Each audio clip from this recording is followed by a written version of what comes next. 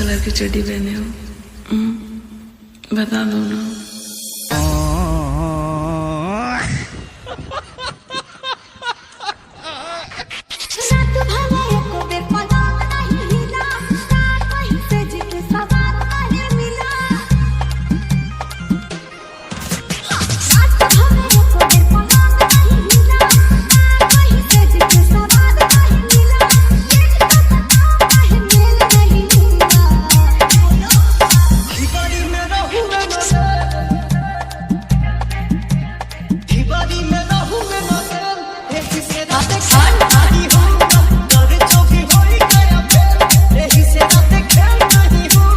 Kashif Raja, Kashif Raja, Kashif Raja.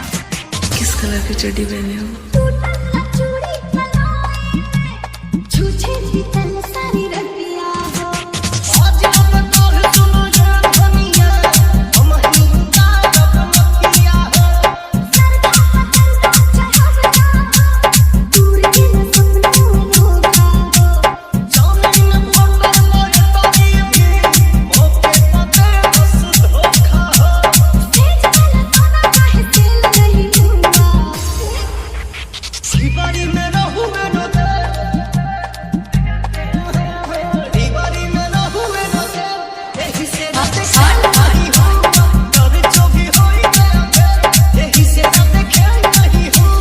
Kashif Raja, Kashif Raja, Kashif Raja.